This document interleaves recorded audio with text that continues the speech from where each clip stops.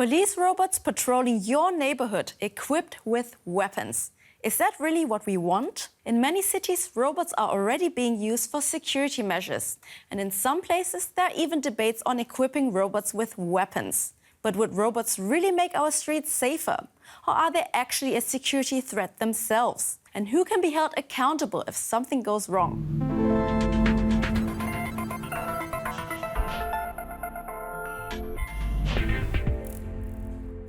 Replacing police with robots looks like this. This bank robber in the US claimed to have explosives in his mouth. The robot was used to check whether he was telling the truth. Another case, the robot dog Spot patrolled this park in Singapore during the COVID pandemic. It made sure that everyone kept enough distance. Spot's cameras can also measure how full the park is. These are two relatively typical uses for police robots.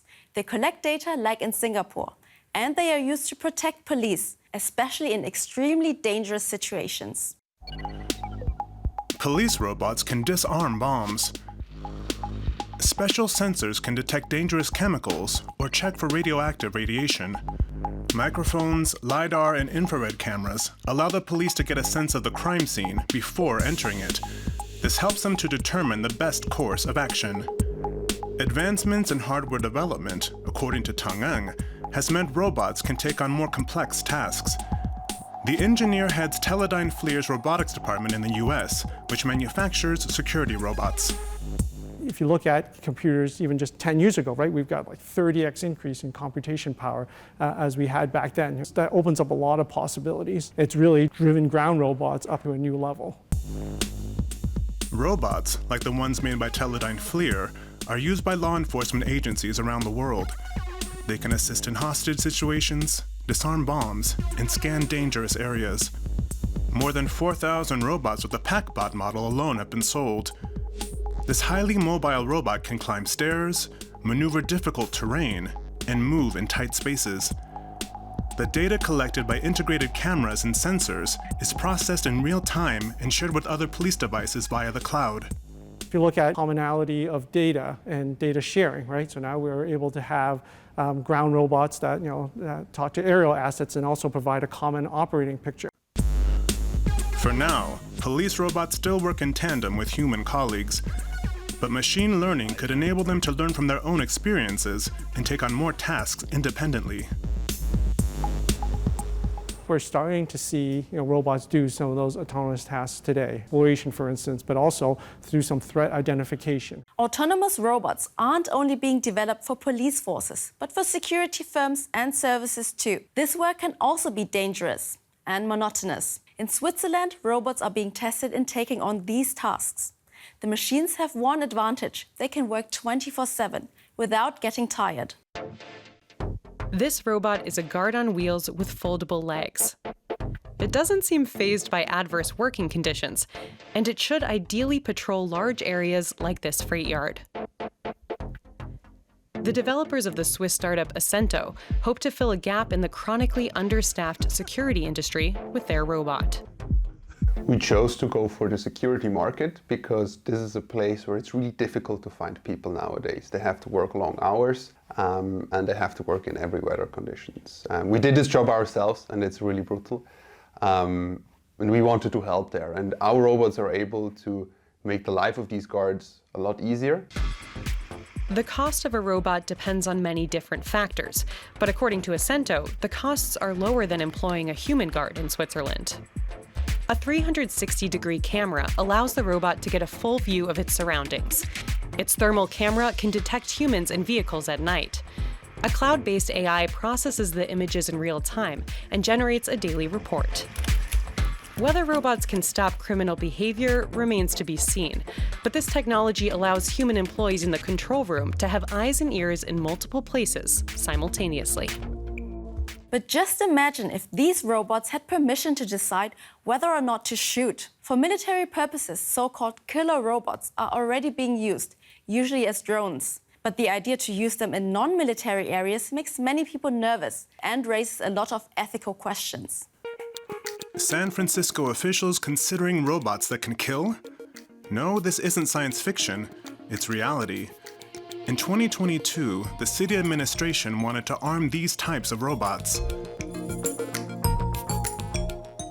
Protests stopped the plan from moving forward. But civil rights activists like Kate Crockford warn that the police use of armed robots is simply a matter of time.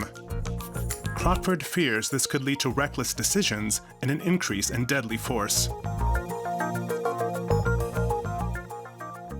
A police officer might resist engaging in violence because of their conscience. A robot acting on orders from someone, 10, 15, 20, 100 miles away, who may not understand, the full circumstances of what's going on the scene, or even worse, a robot that has been pre-programmed and uses machine learning technology to essentially, decide for itself how to behave in a given situation, may not have any compunction.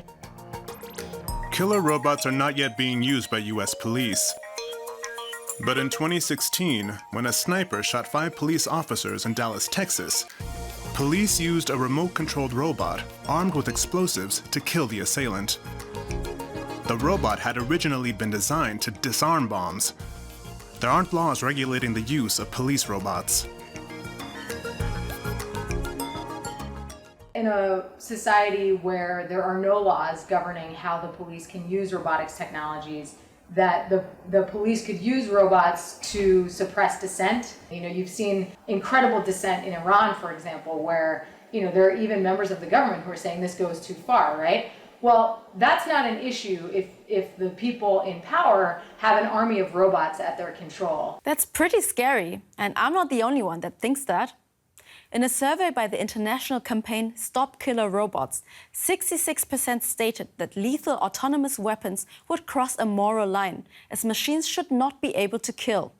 Some of the leading robot producers actually agree. They've spoken out against their all-purpose robots being armed. Data privacy also comes into it, because it's not just police robots that collect data. In Los Angeles, a delivery robot gave the police the crucial hint to solve a case. A robot helped catch its own thieves. Pretty funny, right? Actually, it's not really a laughing matter. In fact, it raises serious concerns about video surveillance. A food delivery robot was out and about in Los Angeles when suddenly thieves appeared and tried to steal what was inside. The robot managed to escape. But afterwards, the manufacturing company that built the machine sent its video footage to the police without being asked to do so by the investigators. The police located the suspects and arrested them. Delivery robots usually record their surroundings, but the decision on what to do with that footage rests with the manufacturer.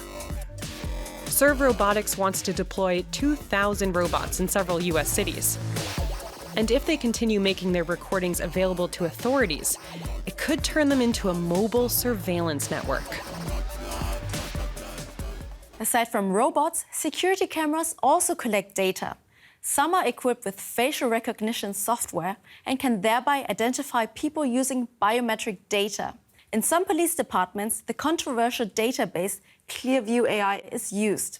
This AI can compare one person's face with billions of photos, which have been taken from social media platforms without consent.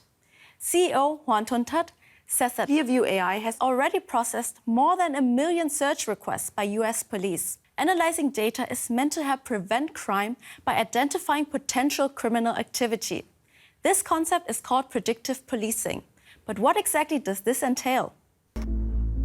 At the heart of predictive policing lies a big promise: to stop crime before it is even committed. This is done by combing through masses of data. Some programs focus on potential crime scenes. If they find links between previous incidents, say that they all occurred at the same time and place, or even during the same weather conditions, they recommend that police zero in on those locations. Other programs predict what they consider to be potential offenders. They scan the criminal and personal histories of individuals for so-called risk factors, like previous arrests or even dropping out of school, and come up with a list of who is likely to break the law. Law enforcement agencies deploy these programs in over 50 countries, Western democracies, and authoritarian governments. Proponents of predictive policing say it makes cities safer. But the approach has caused outrage among human rights advocates. They warn that it increases discrimination. The programs, for instance, often flag low-income communities or minority neighborhoods as alleged hotspots, prompting the police to patrol those areas more than others. This in turn generates even more data and sets off a vicious cycle of discrimination, flagging these areas over and over again. Similarly, the programs tend to single out low-income people and minorities as potential offenders. Existing police data, whether in New Delhi, whether in the US, whether in Germany, whether in Australia, embed a lot of historical discrimination.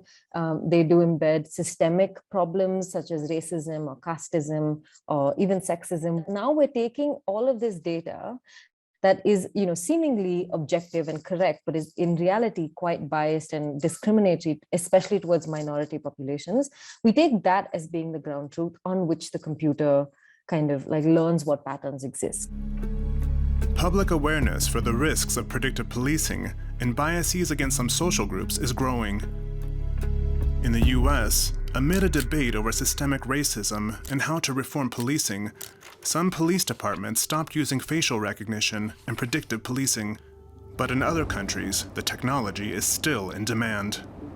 In countries that don't have strong data protection legislation, or where governments are more open to experimenting with technologies on people, we see that predictive policing is actually on the rise. Whether it's police robots or predicting crimes using AI, we should be very careful about which tasks we'd like to delegate to machines.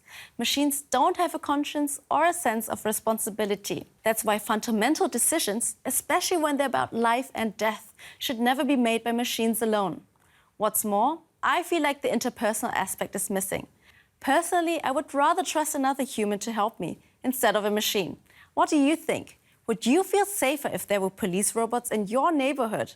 Or does it actually make you feel more anxious? Let us know. Bye and see you next time.